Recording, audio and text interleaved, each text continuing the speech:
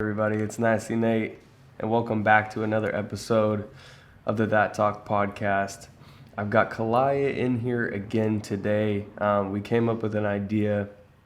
We wanted to be open and honest and do a little bit of talking about our relationship. So this is, I feel like we're going to be an act as if our mission is a little bit bigger than ourselves, which obviously we know it's bigger than ourselves, but not a lot of people act that way. So for today, we do want to get into, dive a little bit deep into our relationship and talk about some of the things that we've been through, the struggles that we had, and some things that go along with that. So I guess we can start where do we want to start?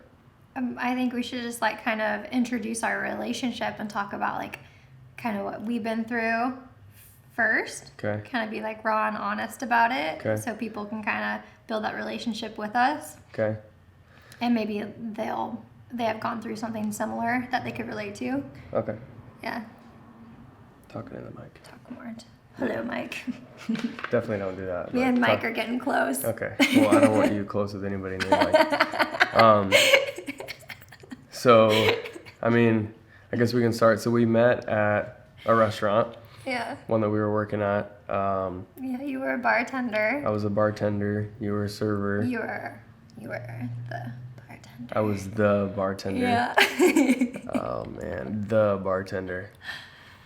That was an interesting time in my life. That was I feel like that was the rebirth of me trying to gain back my masculinity, because I felt like I had lost it during my accident.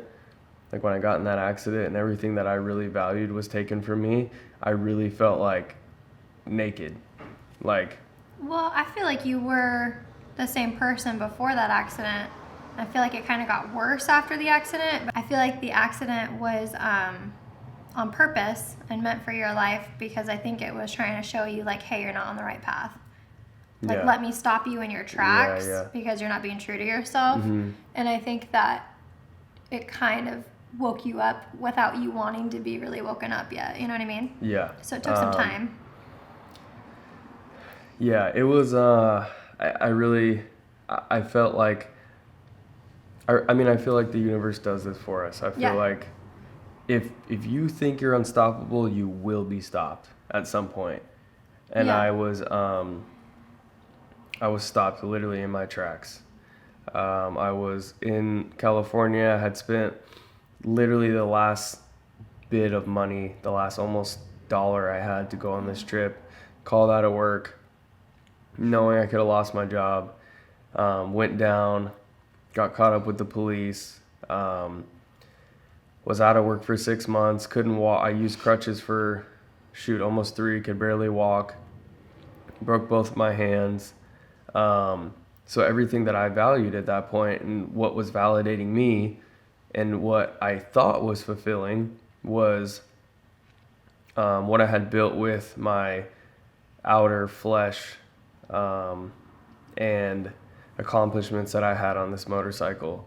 And the motorcycle, what it was giving me was a sense of affirmation. And so was the working out and the aesthetics of what I look like with women. So You're focused on the external more than the internal. yeah, I had no idea. But the universe will keep giving you lessons. The same lesson too. Mm-hmm. It'll be repeated until learned. So everything happens for you to help you build and grow. Yeah, I agree. Happens for you. And I was so focused on the outside, I literally had no idea what I was doing. And that's where I feel like happens to a lot of people. Yeah. And I can, I don't even want to speak for just men, but I just, for everybody, a lot of times we don't even know the path we're on because we're so unaware. I was just why don't you dive into it though? Into what you were doing, what your lifestyle looked like what was going on when we met. When we met, or even before that? Well, I don't think, I mean, you were doing the same thing when we met. Yeah, true. I felt like it was worse before we met, but I like I said, I feel like sometimes we live a life that's so unconscious that we didn't even know why we do the things that we do, and I literally I had no idea. I was like, oh, I'm young, and I'm good looking. I mean, You're okay. as far as what everybody else was saying, That's right. I mean, I'm young, I'm good looking, and I know that I can get girls, and I know that I work my ass off, so I think I have money. And I was riding my motorcycle, and it was just like this big cycle that repeated itself over and over again. It was like, pick up a girl, I impress them, and then sleep with them. And then it's like, there was like this short-term pleasure in that. Like, it was like, it felt good, like, oh, this is, because I mean, what I really wanted was love. I mean, straight up. Like, that's what I was actually seeking. And now that I sit back and I look at everything and I'm like, what did I really want in that time? And what did I really want to happen? I just wanted love. And But it's interesting when you're in that, like, kind of what we talked about before, like when you're in that victim mentality, you want it so much, like from an outside source, but yet nothing you're doing is giving it. Yeah. It's kind of interesting. Yeah, Like how you expect it, but like you don't give it, Yeah, exactly. Yeah, because it was like, it was that, like we talked about in the last one, like the victim mentality is like really selfish, because it's what's happening to me? What's happening to me? Why is nobody loving me? Nobody understands. Yeah, and so I was just, I feel like I was just living in a false reality of.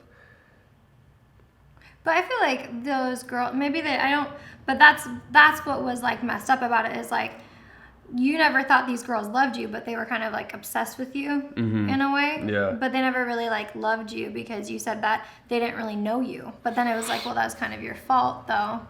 And there's like a lot of accountability to be had there because you weren't the one showing your true self. Yeah. And it's like, well, okay, they're infatuated, they're obsessed, but you never felt like truly loved. Yeah. But yet you were surrounding yourself by people who were not loving themselves and not knowing what love was, and then also you were like playing in this facade. So it was kind of like you were running your own rat wheel. Exactly. Yeah, it's exactly what I was saying. It was I wasn't living consciously. Like, I didn't know why I was making the moves that I was making. Right. And in order to stop a cycle, you must be conscious. 100%. Because there's literally no way to stop the cycle. It's like, and people, I think, for me, people generally look down on people that are, drug addicts and alcoholics because it's actually a substance, but we're all addicted to something. Like, I would say that my cycle was just as bad as a drug or alcoholic cycle. Well, what you and I have talked about, like with intentions, everyone usually has, their intention is good, right? Like their intention is coming from a pure place. Yeah. The action or the behavior might be bad, but it's like when you're living like what you said, unconsciously and not on purpose and not in tune, you're fulfilling things you're not even aware that, like, you're trying to meet needs without even being aware of those needs. So you're trying to meet these needs in any way possible, even unhealthy ways. But if you would become conscious of it, you could meet them in very healthy ways. But the problem is the need itself was a problem. So the need itself was a external validation. No. The true need wasn't an external validation. You were seeking an external validation to fill a need. But that's what I'm saying. But in being unconscious, That's what I'm saying. Yeah. You were seeking an unhealthy. Yeah. So I feel like that's what the only reason I brought that up is because I feel like there's two steps. Yeah. Like, so But your one intention is why am I doing this? Okay. Yeah. And then if I would have at a somewhat conscious level been like, why am I doing this? Well, I'm trying to get an affirmation. And so in seeking that affirmation, that is a external need. But the actual need, that's why I tell people, sometimes about wants versus needs, like what you want versus what you actually need. So what I wanted was validation, but what I actually needed was love. Like the validation was only going to be another short-term temporary high for what I actually needed, which was deep connection. And it's crazy because, and people do this, like, and I'm 100% no different, but we do shit that makes us feel a certain way that we don't want, but yet we continue to do it. So I would sit here and I would go, oh, bitches ain't shit, blah, blah, blah, blah, blah, and keep doing the same thing over and over and over again, failing to take accountability for my life. So at this point, I want to talk to my guys out there. I see this now, and no judgment upon anybody. But I heard somebody say once during this time that we're in right now that broad generalization is the ultimate ignorance. So this whole bitches ain't shit attitude, it's you, unfortunately. Like, Yeah. you attract the things that you either need to learn or that you deserve. That you are, which was funny because remember when we were working together, but I didn't like you, Mm-hmm. and you would always talk about girls or like this girl's a slut or this girl's a whore, Mm-hmm. and I'd be like, you're a slut. Yeah. You're a whore. Yeah. I'd be like, why? What What's makes the you better difference? than Yeah. that girl? Uh-huh. And I would just literally like ask you these things because I would just be like, because you were so like blind to like, and that's the thing is a lot of people who are judging others usually aren't looking internally. If you're looking at what everyone else is doing around you and judging everyone else, that's usually a clear sign that you're not looking internally. Yeah, and I would looking say at what you're doing. but what I would say is I would say that it's coming from internal and it's being deflected. That's what I'm saying. Yeah. It is coming from internal, 100%. Yeah, it's an interesting thing because I feel like that's what we do when this whole, I don't know, I just, for some reason that's in the front of my mind, this whole bitches ain't shit attitude with dudes is like, you ain't shit.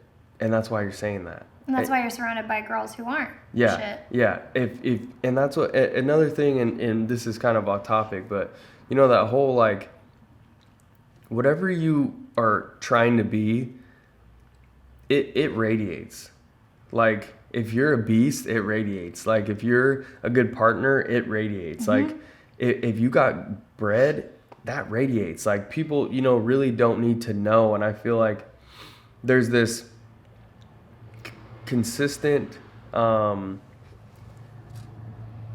need to tell people what we are because that's what we want to be, which is fine, but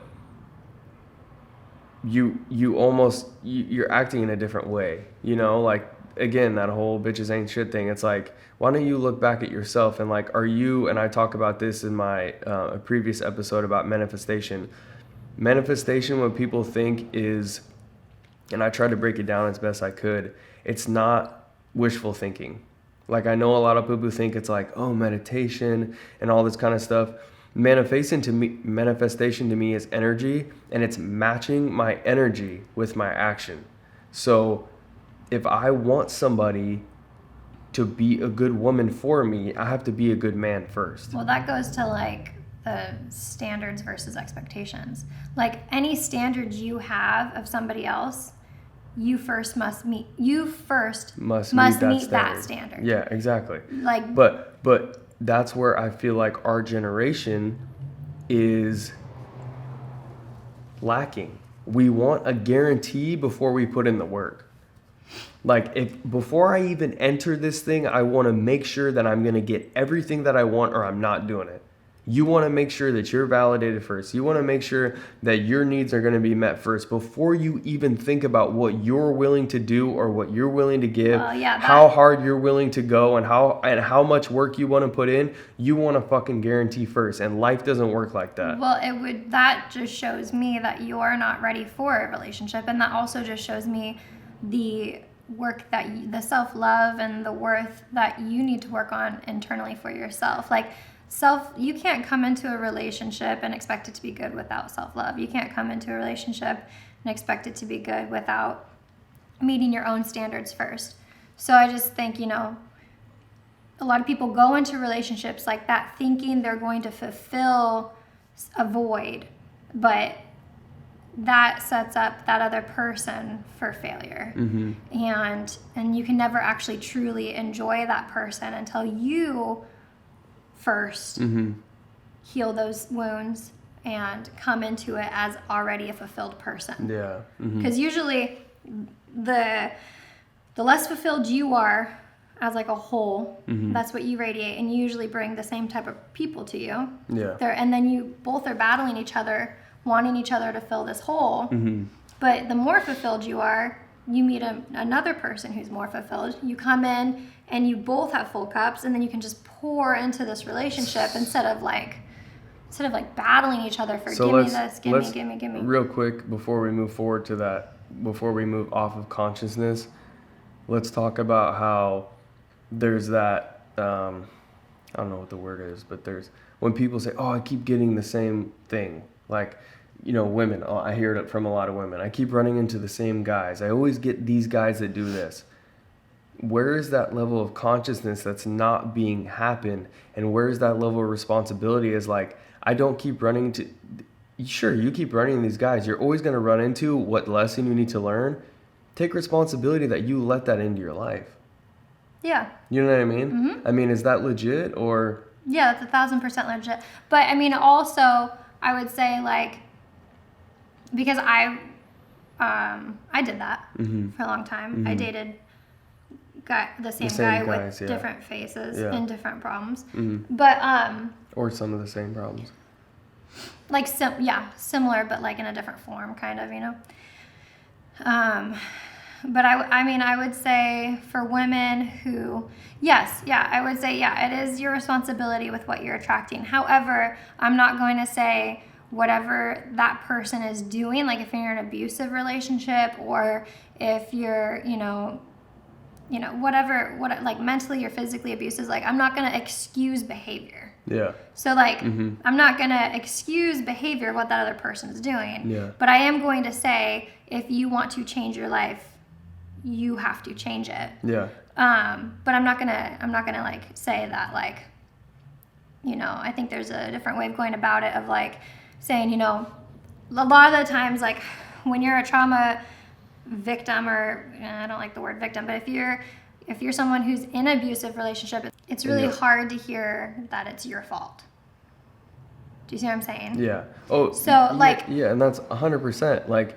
Because it's a trigger. Well, and it what you do actually, if you tell people that, is you make them actually like just completely cut you off or like block you off from hearing you, because they're like, how in the world is this my fault? But what people need to understand is every person who is allowing to be abused attracts an abuser. So it doesn't make the abuser okay, and it's not saying that it's your fault that this person is doing these things. You can't control another person, but what you can control is you. Yourself, yeah. So if you're a victim, or if you are a person who doesn't stand their ground, or if you're not sure in your self-worth or your self-love, like everything has an opposite, right? So like the user has to use someone. So if you're someone who can be used, you have a user. If you're someone who can be abused, you have an abuser. So so a lot of the times, like you're saying, like the energies match, and they do match, and sadly, the abuser has a victim. Yeah. And so that's where it gets, I'm not saying that you have the same energy in the sense of like, you're also an abuser, like you're also a cheater. Yeah. But you have the same energy in a low vibrating form that attracts those people. Yeah. I have this weird analogy of like when people talk about when people are like, you're in an abusive relationship, not like physically abusive, but like Mentally. Mentally, and almost just, let's just say unhealthy. Let's just say this person's not, doing anything like that's straight up abusive, but like, who's worse, the dealer or the user? You know what I mean? And I feel like people don't really understand that concept. Like, people get mad at the drug dealer, but they have more sympathy for the user. So like, when a woman's in a bad relationship, how often do you hear, oh, so-and-so's boyfriend's a piece of shit? Well, why is old girl still with him? Well, that's the thing, is that a lot of people, it's per individual. So you can't generalize this, because some people, they're fulfilling a need by being with an abuser. Exactly. Because Yeah. they need that attention. And they're not conscious of it. Or either. they have that hero mentality Mm-hmm. of, I need to feel good about myself, so I need to fix someone. Or they, or everybody kind of running to your side, or there's some type of need. So it's never, like, for me, I'll just use myself as an example. Like, I had abusers in my life, and I had cheaters and manipulators, and I would always, it would never get me anywhere when I would just blame the abuser, or be like, God, this person's so manipulative, like, oh, blah, blah, blah, blah, right? Yeah. And then I had to, like, realize, like, these things I was radiating with, right? But I was doing it in a different way, but it was the same thing. So I learned at a young age, one of my things I had to personally heal, and still are healing from, is manipulation. So in your own form. In my own form. So okay. I was always worded like codependent, and always had like narcissistic relationships, right? Where they were the partner was narcissistic, and I was like the codependent one, right? Mm-hmm. But I learned at a young age that that's how I get love, right? So it's a you owe me. Yeah. Like, oh, if I am so nice to this person, and if I step all over myself and make myself bleed, how could you not feel bad for me? Yeah. And how could you not love me in return? And let's define that real quick before you keep going, why that's manipulative. Because it's I'm doing to get. Yep. I'm just so people understand that. Yeah. I'm literally overexerting myself, crossing my own boundaries. It becomes a transaction. It becomes a transaction. With you getting you actually getting the bad end of the deal. I mean, even worse. Yeah, me expecting love and generosity in return, right? Yeah, so it was an expectation. It wasn't a standard. I did not walk in my own standard. Mm-hmm. I didn't treat myself the way I wanted to be treated. Mm-hmm. I would bleed myself dry. And yet, it's really hard when you have that mentality to be like, but I'm doing everything so right. Mm-hmm. Look at me, I'm this angel. You know what I mean? Like, oh my gosh. But yet it's so manipulative, and it's so unhealthy, because it is a transaction. Yeah. And then it always left me disappointed in this individual. But also, what I realized, that was the biggest thing. I was always more disappointed in myself at the end of the day, because I was the one breaking my own boundaries and my own standards. Mm-hmm. Mm-hmm. And so I had to lay in bed with, but the only thing that would make me feel was like that, again, that hero mentality, but like, oh, but I'm doing it for the good. Mm-hmm. But really, I was doing it to fulfill my own need. Yeah, which is, and that takes, I mean, respect, because that takes a lot of self-reflection for someone to go, someone's treating me like shit, maybe I'm the problem. Like, I really don't think people understand how much self-reflection that takes, and how much you really have to take your life as your responsibility for even somebody to say, wow, like, I'm continuing to get treated badly, and I continue to just end up in these relationships, like, not poor me, but how am I being okay with this, and how am I drawing this towards me? Well, and I think that's a huge, and for you too, I feel like that's the ultimate form of just like self-destruction, because usually what people do is they do a favor and then they ask for something in return. I feel like that does less damage to self, but for you to even see that you're like, I'm destroying myself hoping to get something in return, that's like really, really, really unhealthy. Yeah. I mean, that is so fucking unhealthy. Yeah. Because like that, I mean, that was so for me, I feel like my form of transaction used to be like, if I buy something for you, or if I, take you out to dinner, it's like, well, haven't I taken you out to dinner this week? Like, you know what I mean? But to even recognize the fact that you were self-destructing in order to gain love, that is and props to you, because that is a huge wake-up call and a huge awakening. And just to see that. And again, like what I would want to say to people who are dealing with any type of healing in their own form, like that behavior isn't nice, isn't okay. You have to hold yourself accountable to that. But the need, like when I realized like, shit, this started from a little girl. Yeah. Like realizing that I can't just be honest with what I want. Yep. I have to manipulate in order to get it. That's tough. To be able to see this little girl and say, you know what, it's okay, but it's okay, and you're not a bad person. You're trying to fulfill this need. That's okay. But I'm no longer a little girl. Yeah, you're not. Yeah. So I had to meet that little girl where her needs were, but I had to wake up that woman inside me. But to be able to do that, I had to meet that little girl first and not let her run the show anymore. Exactly. Because you took control. Yeah, but I also like loved and accepted that little girl because she did have needs that weren't unmet. Yeah. That were unmet. So, so it's not like, oh, you're not a bad person for sometimes like the bad behavior you have. But, and also like being able to stop those cycles really comes down to, like we said, self-reflection, but looking at kind of breaking it down more simply. Like if you see a pattern in your life, it's not that hard to go, okay, I keep getting the same outcome. I keep getting the same outcome. Maybe I need to change what I'm doing to get the outcome that I want. But what I want to hit on really quick is the fact that a lot of people don't want to look at their traumas. They don't want to look at these things, not realizing that the more you suppress it, the more you deny it, the more it controls you. Yeah. So if you actually... Because then it becomes, I feel like the pull becomes larger.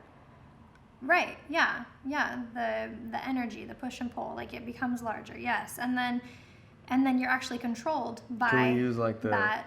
the stuffing stuff in the closet or not taking the trash out analogy? What is that? Like if you keep stuffing stuff in the trash and it just gets bigger and bigger and bigger and bigger. Or like you keep stuffing clothes in your closet and eventually your closet door busts open. Yeah. Same thing. And so it's like when you actually, most traumas start in childhood. So if you can actually meet that child where their needs are at, you actually can now no longer have those same characteristics as that child. Now you actually can take over and be in control of these emotions and of these things. So I think a lot of people are worried about like becoming, by like loving and accepting themselves means that like I'm going to be content and I'm not going to change. But what I mean by loving and accepting yourself isn't love and accept the bad behavior. Yeah. It's love and accept the need and heal that trauma so that you can actually regain control of yourself and then your outcomes. Gotcha. Yeah. Okay.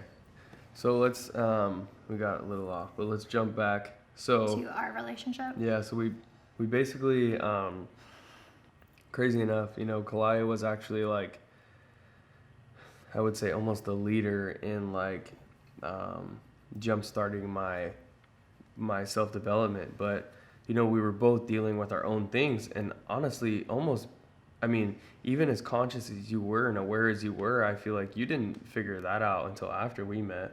I mean, Yeah. and so we were both dealing with our own forms of like manipulation, which is crazy because and I want to give, I was in a very deep hole and I've come a very, very long way, but I want to give so much credit to Caliah because you could easily see from the outside what I was doing. Like, oh, this dude's a douchebag, he's a piece of shit, like obviously he needs to change. But if you look at somebody like her and it's just like constantly wanting to please her partner, constantly wanting to serve her partner, and do everything that she can to further her relationship, and for her to look at herself and go, I'm being manipulative, that is just like unbelievable self-accountability. Like unbelievable self-accountability. Like, I just, like, that's just fucking beast mode. Like, I don't, like, I hate to go there with my whole, like, that's what I always do, but I feel like you, with your self-development, like, you really have to become a creature that's, like, just a fucking savage, because life and your insecurities and, like, every day you can get fucking ate alive. Like, your mind and your being can literally get ate alive. And Jake on the Junkyard Love podcast, him and I have the same conversation. The good wolf and the bad wolf, the devil and the angel on each shoulder. Like, the devil on the whatever shoulder it's on, and the bad wolf has way fucking more pull than the positive, and way more pull than the positive one, because we wake up every day and our brain is trained for survival. So our first instinct is to look at what's wrong and not what's positive. So for somebody like her to take control of that, I just want to give her all her credit that she deserves for that, because that's fucking amazing. I would say, though, that, like, that toll that you said, like, that it's harder, Mm-hmm. I would say that it is harder if you're focused external. Mm-hmm. If you're focused internal, mm-hmm. it's not, I wouldn't say that it's hard. I would say that it takes consistency and it takes daily practice, Mm-hmm. but I wouldn't say that it's as hard if you're focused internally. Gotcha. Okay, that's an interesting thought. But so, you know, we meet and Yeah, we did meet. yeah, we met. We knew each other for a year. We knew each other for a year. We started seeing each other after a year. You tried to date me for a year. I pursued her for a year. And then when we started dating, it was just like, it was interesting because... Wait, hold on. Don't skip over the whole pursuing me thing. Oh, okay. Well, Yeah. let's talk about the pursuit. We want to talk about the pursuit. I think we should talk about everything. We should be raw and honest about everything. Okay. I had a boyfriend. Okay. I was in an unhealthy relationship. Mm-hmm. Very unhealthy. Whatever. Very unhealthy. Very Nate was in unhealthy. 5 unhealthy relationships. Nate was in a couple unhealthy relationships at the same time. Yeah, I pursued Caliah for a year. What I really liked about her was her, even though I knew she was in a bad relationship, I really liked the respect that she gave her relationship, even though I knew it was unhealthy, and it was, like, kind of publicly unhealthy. I mean, if you want to be honest, everyone saw him out at the bars. Yeah, so it was publicly unhealthy, and the fact that she still gave that relationship respect was really attracted to me, because I was like, okay, that's what I really want for my life. Also, I was probably more attracted to you because I was probably one of few girls who actually told you to fuck off. Mm-hmm. Yeah. So maybe the only one. Okay, pal. I don't swing and miss very much. Hey, I'm just saying. Relax, I don't buddy. swing and miss very much. Well, Maybe once or twice. Yeah. But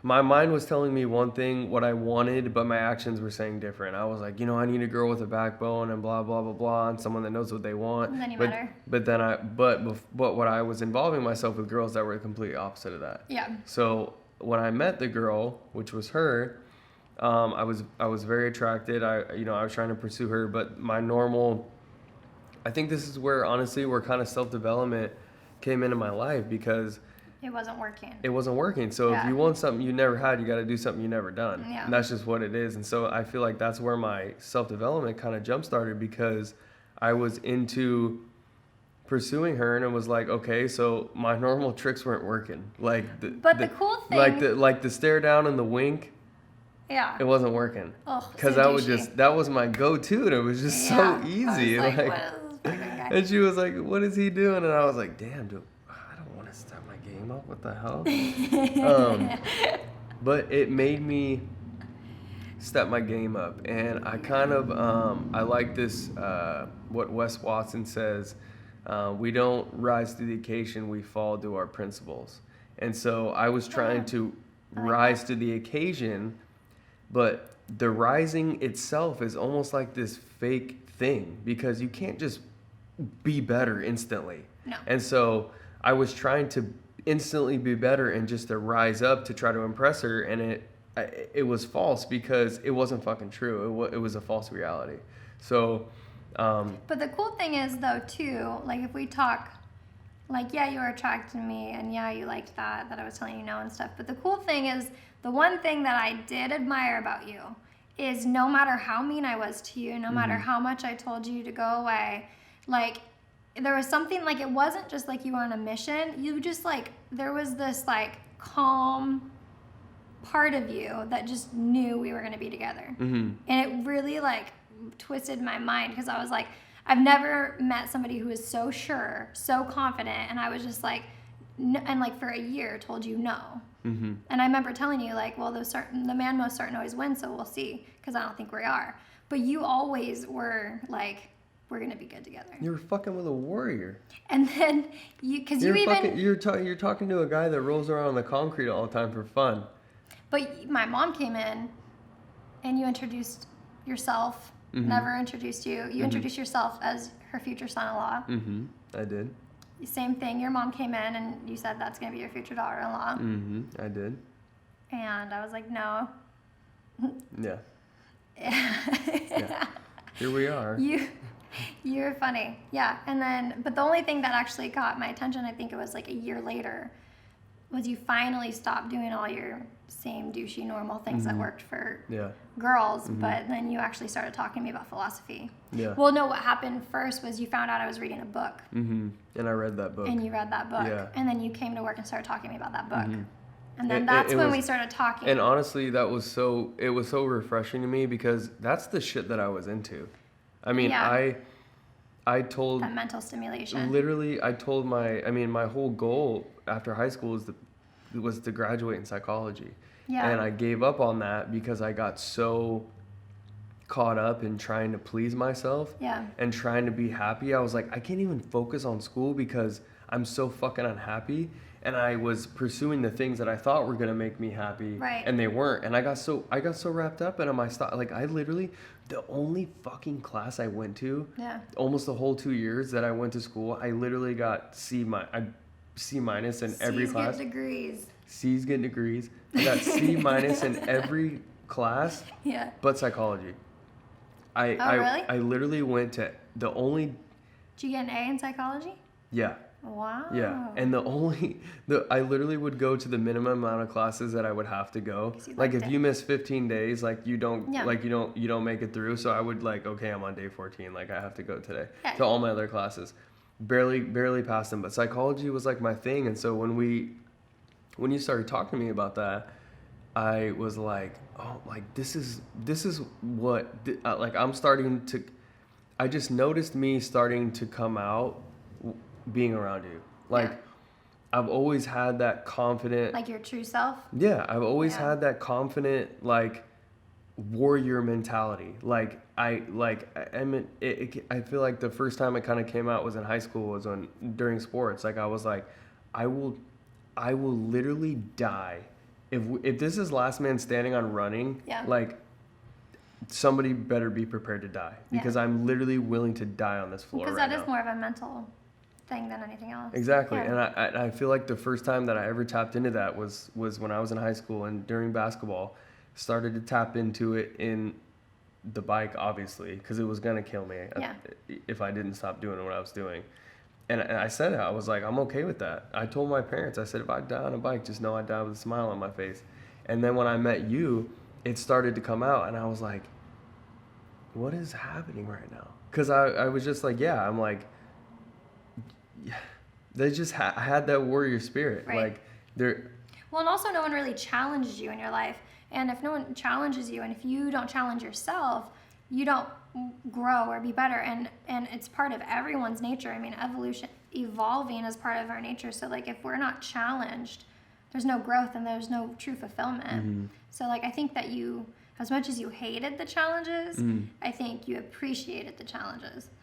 And again, I feel, and the reason I feel like I was, and this is crazy that this just is all coming to me right now. The reason I was so attracted to you is because literally. My eyes. I'm just kidding. Anyways, I'm just kidding. Honestly, because of what you just said, like I'm a warrior, like I'm a soldier, and you challenge me. And when you get somebody that has a warrior spirit and a warrior heart, they want challenge. They don't want. I don't want things to be easy. I also never saw have. that in you, but you weren't being that. Yeah. So I also was like, I saw who you really were, but I also saw the front that you had. Mm-hmm. And I didn't know if the mask would ever come off, honestly. You confronted me with a challenge, and that's how you get a warrior out of his shell. Yeah. Is you confront him with a challenge. I mean, that's just what it is. You know, normally you don't have. I wasn't having anybody challenge me. It wasn't my goal, though. I mean, I wasn't trying to get you to like. I mean, I'm not. I'm literally. I mean, I never got told no. I never. Anything that I said, that was just it. There's no argument. There's no discussion. I mean, that's how pretty much all my relationships went until, like I said, until I met you. And when you confronted me with a challenge, you like turned on a switch in me that was like, it was like, okay, the self-development starts now.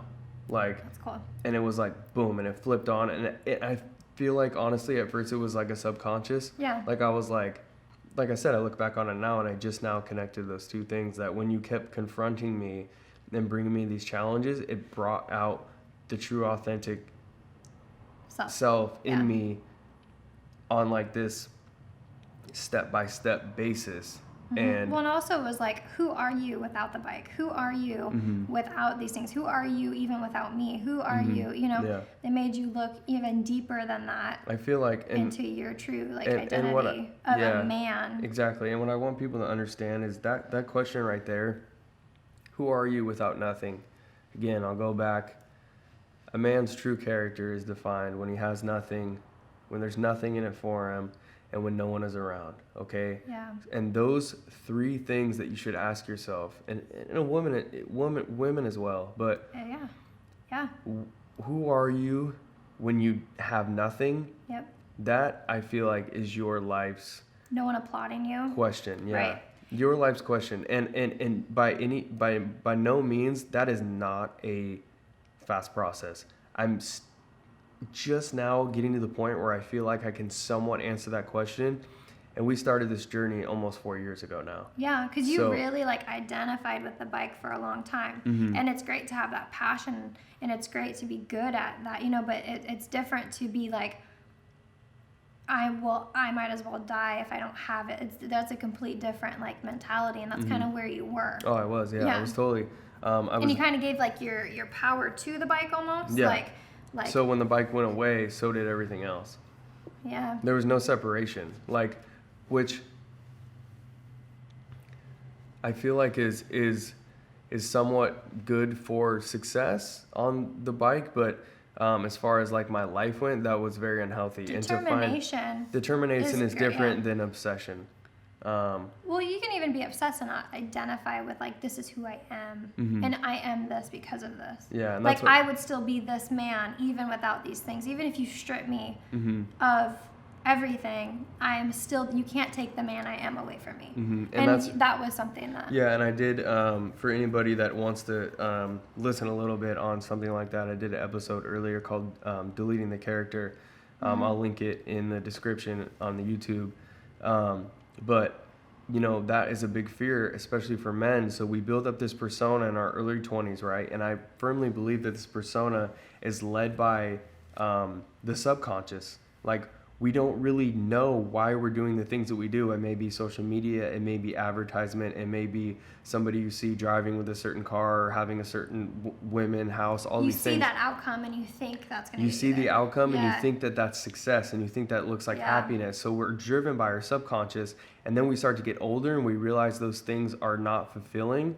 But how do we start over? Like, as a man, how do you say, you know, Nate, at 30 almost, that I don't validate myself with money, and I don't care how much money I have, because I know my mission and I know my purpose, and that's what I can't be bought out. Exactly. And I have to get to the point where I had to start over, and what better time to start over than right now? Well, and that was something we really struggled in our relationship, was that like, when you have that mentality, it's super dangerous, because it's always, once I get here, Mm-hmm. And it's never about the journey. It's always about the outcome. It's never about the destination. What do you mean? It's never about the destination. No, you said once I get here. Yeah, because that's where you were in our relationship. Okay, I see, once I make this much money, then I'll be better to you. Mm-hmm. Once I am this, then I'll, and it's like, no, you start now. Like, let's enjoy this process. Mm-hmm.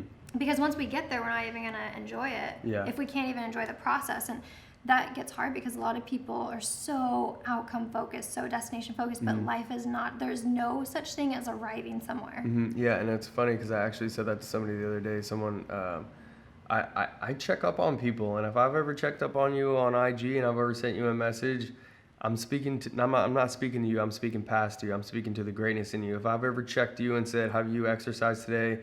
Because you told me you were going to get into it, I'm just speaking to the greatness in you. And I actually checked up on somebody, and I was like, "Hey, I thought you were exercising." Yeah, well, I saw results, and then I got lazy. It's like I told him, I said, "There is no results, bro." Yeah, it's like lifestyle. It's literally, it doesn't end. It doesn't end. You're either getting better. Things are either growing or dying. You either water them or you let them dry out. I get into metaphor. I'm sorry. Yeah.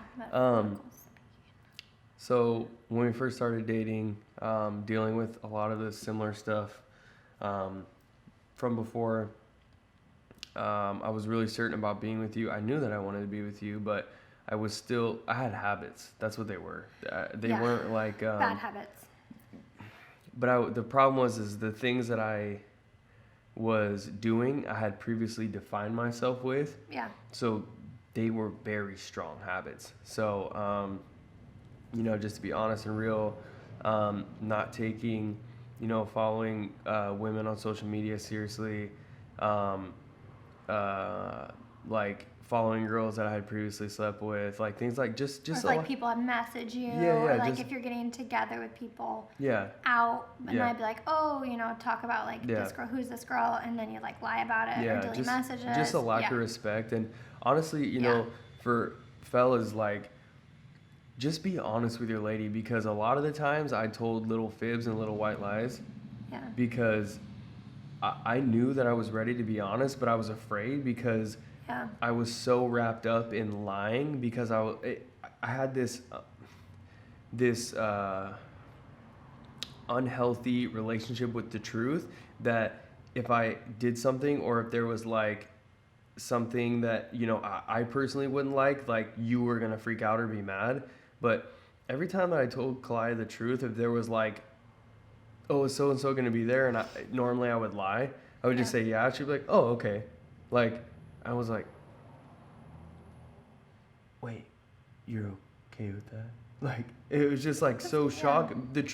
Me telling her the truth was so accepted that it was actually shocking to me. And I've never had, I finally looked at myself and I was like, well, I've never been honest, so I can't say that I thought that this was going to happen or wasn't going to happen. But I just had such an unhealthy relationship with the truth that I knew I was ready to be what I wanted to be, but I just lied because I was like scared, basically. Well, you weren't really ready to face that darkness. And I had told you multiple times, I'm not scared of what you've done or what you've been through. I can handle it. But if you keep resisting growth, I can't be with you. Well, I didn't trust myself, so how could I trust you? Yeah. You know what I mean? Yeah, I know. And that was a huge thing. Was I literally had told you so many times, we can't be together until you learn self-love. Mm-hmm. So that was, I would say that was our first You had an unhealthy image of what unconditional love was. Exactly. So our first big struggle, just so we can kind of put some context on this, our first big struggle was me having an unhealthy look about what unconditional love was. Is that I thought the unconditional love meant it was literally unconditional. I can do whatever I want and you will be here to love me. And that's what I knew, because that's what I had seen in my life. So I had no idea, there is conditions to things. That's just what it is. If you don't water a plant, it doesn't grow. If you don't water a relationship, it doesn't grow. The love factor will always be there, but it doesn't mean I'm going to be with you. Relationship, I'm not going to maintain a relationship with you. The love will always be, that's the thing, is love will be unconditional, but I will love you away from you. Mm-hmm. Yeah, so I was and there are conditions to having and maintaining a healthy relationship. Yeah, so I was, wasn't being fully honest, wasn't being true.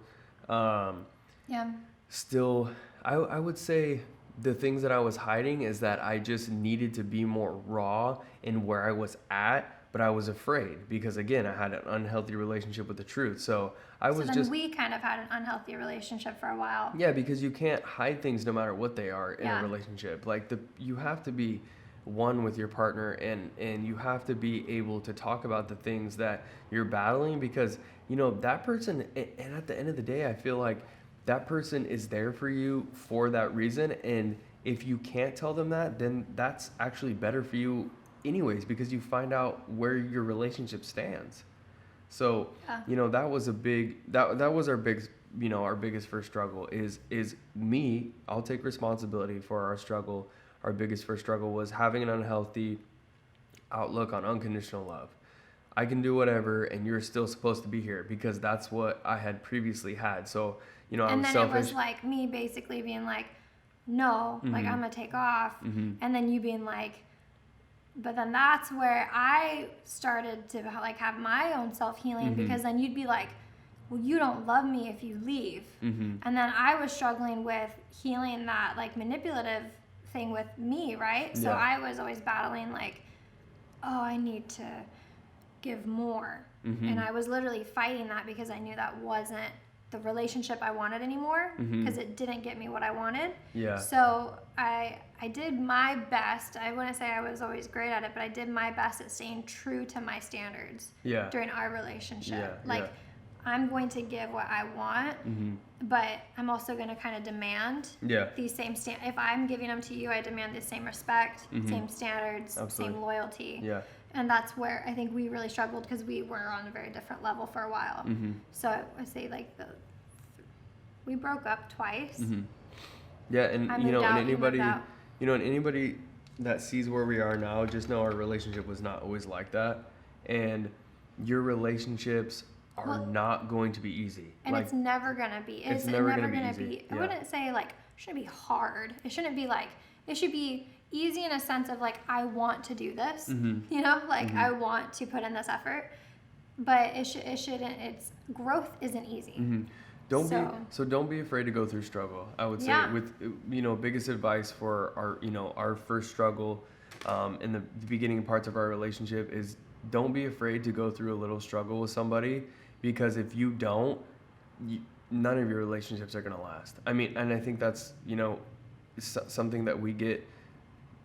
Well, what we figured out is that love is, what we both agree on is like, love is a commitment, like a relationship, not just like, oh, I love this person, but like a relationship is a commitment, not just a feeling. So, but we both have to be committed to that. And, I would say that you both have to be committed to that growth and to that commitment and to that relationship. Otherwise, I don't think it's healthy for one person to like hold on to like, oh, well, we're really struggling and like take abuse. Like, I think there's like, there, like for me, I would say to any girls, honestly, who are struggling with like, oh, I see so much potential in this guy. Like, don't ever date potential. Like, date who he is now. And like, I broke up with Nate, and each time he bettered himself, and each time he took the time on his own to come back to more of a healthy relationship. It didn't work out again. Like, this time I feel like we finally met each other on the same path. But it took a lot of time, and it took a lot of at the end of the day, I think, people get in relationships for the wrong reasons. People get in relationships thinking that this person is going to do this for me and it's going to fix me. We didn't come to any kind of progress at all until we both looked at ourselves in the mirror.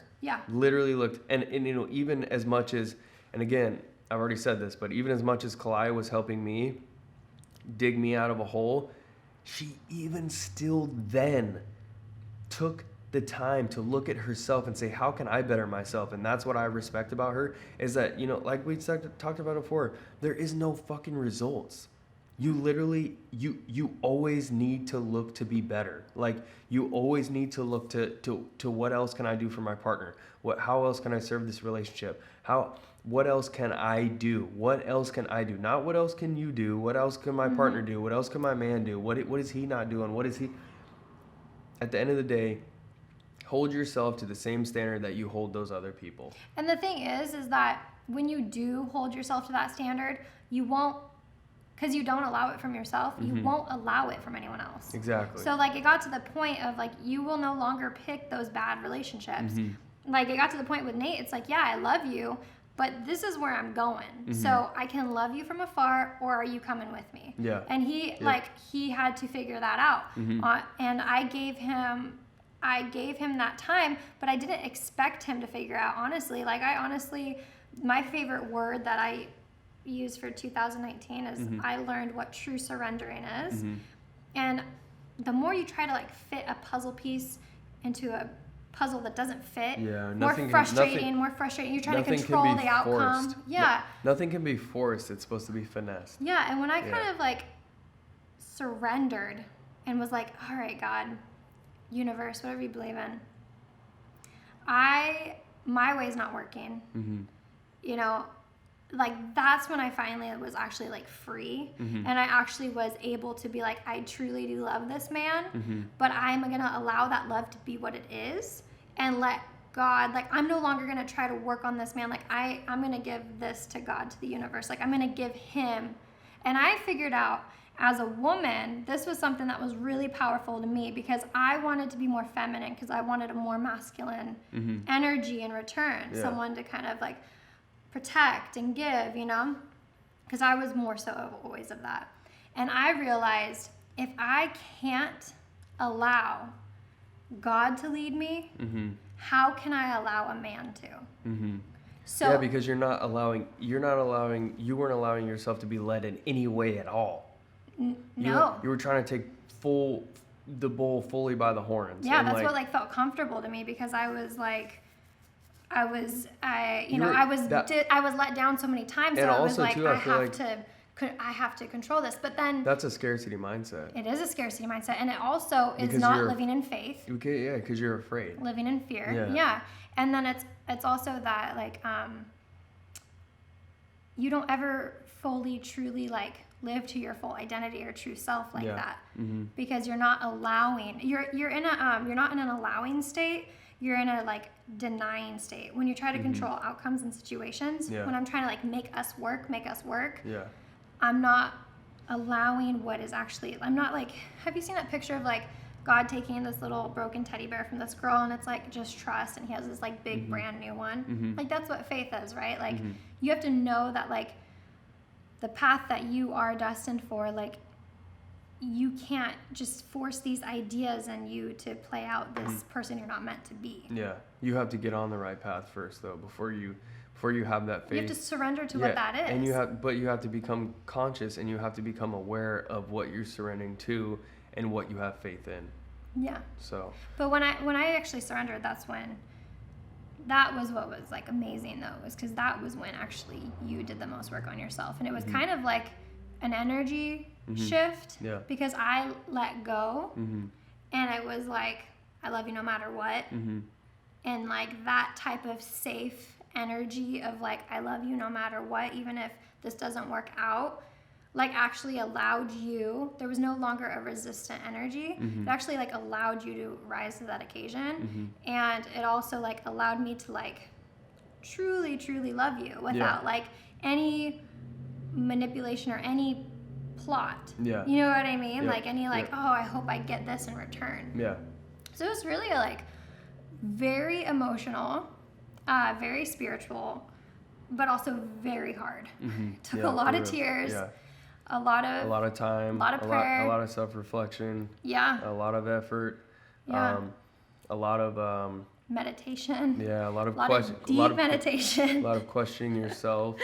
A lot of trauma work. Yeah. So let's wrap that up for today. So we're gonna do That talk is going to have a relationship series. It's going to be posted on YouTube as well. We're going to do, and we are going to get better at this. I know that we jumped around and we hopped around a little bit, but we're both still getting used to, articulating thoughts. And I feel like that's what this whole thing is. I mean, you guys are at ground level with me and with Caliah and what we're doing, and what I'm doing, with the podcast and the self-development and the bike and the camera and all these things. This is very raw. Yeah, this is raw and it's ground level. So Yeah. we appreciate you guys for tuning in and appreciate you for listening.